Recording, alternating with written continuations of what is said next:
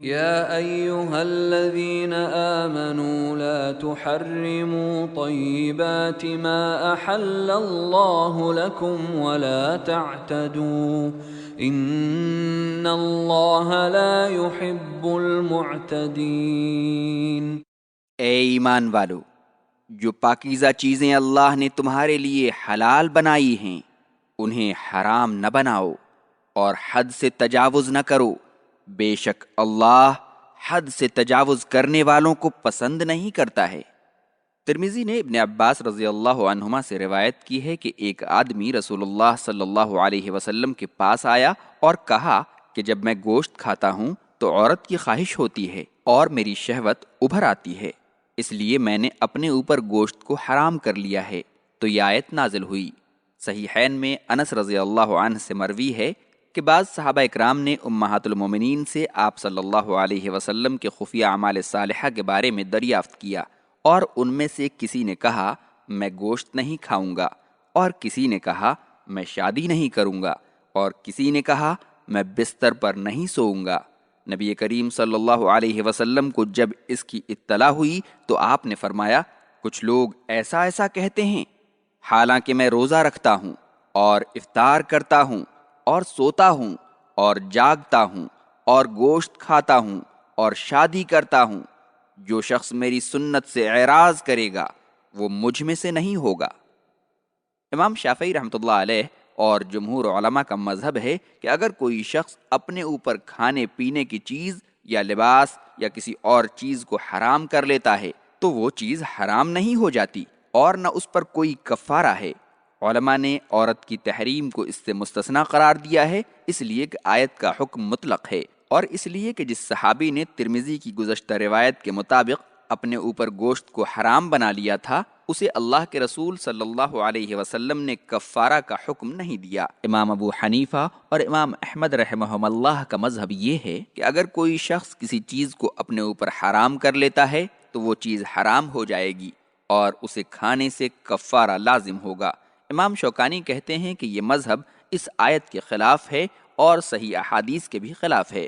وَكُلُوا مِمَّا رَزَقَكُمُ اللَّهُ حَلَالًا طَيِّبًا وَاتَّقُوا اللَّهَ الَّذِي أَنتُم بِهِ مُؤْمِنُونَ۔ اور اللہ نے تمہیں جو حلال اور پاکیزہ روزی دی ہے اس میں سے کھاؤ اور اس اللہ سے ڈرو جس پر تم ایمان لائے ہو۔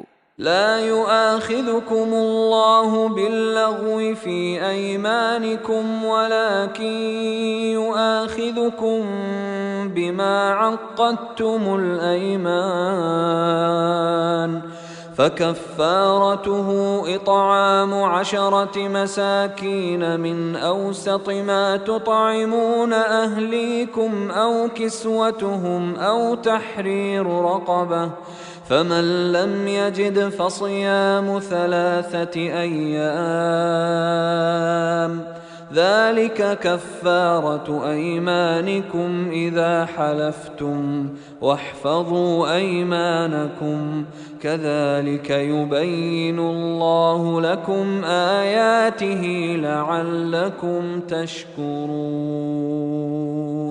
اللہ تعالیٰ تمہاری بے مقصد قسموں پر تمہارا مواخذہ نہیں کرے گا، لیکن جن قسموں کے مطابق تمہارا ارادہ پختہ ہوگا ان پر تمہارا مواخذہ کرے گا۔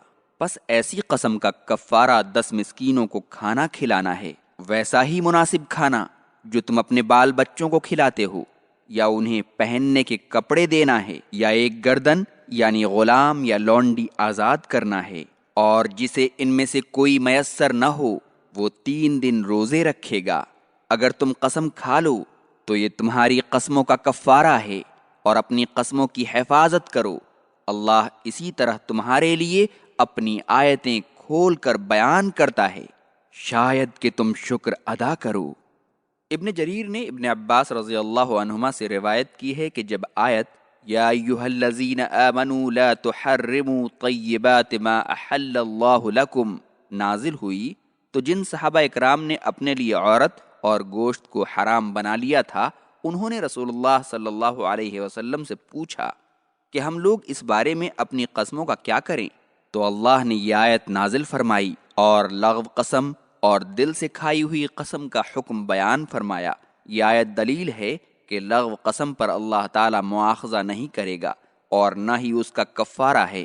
لغو قسم وہ ہے جسے آدمی بغیر کسی نیت کے یوں ہی زبان پر بطور عادت لاتا رہتا ہے، جیسے کوئی کہے اللہ کی قسم، رب کی قسم، اپنے پیدا کرنے والے کی قسم۔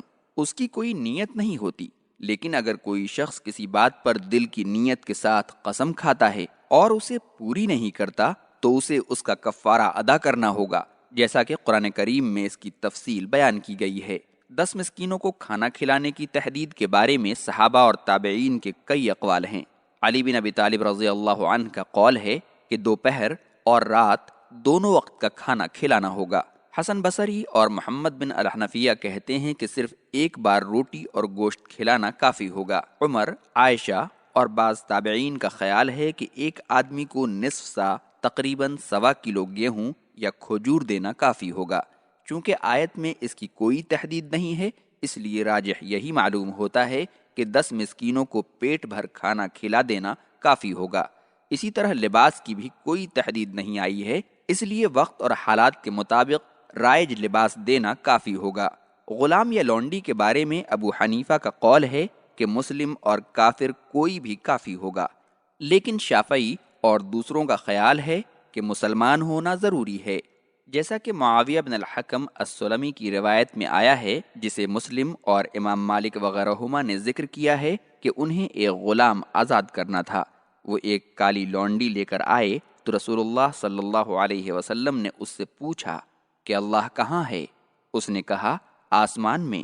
پھر پوچھا کہ میں کون ہوں؟ تو اس نے کہا کہ آپ اللہ کے رسول ہیں۔ تو آپ نے فرمایا کہ اسے آزاد کر دو، یہ مسلمان ہے، اور اپنی قسموں کی حفاظت کرو۔ اس میں دلیل ہے کہ قسم نہ توڑنا افضل ہے، الا یہ کہ قسم توڑ دینے میں کوئی زیادہ بڑی بھلائی ہو۔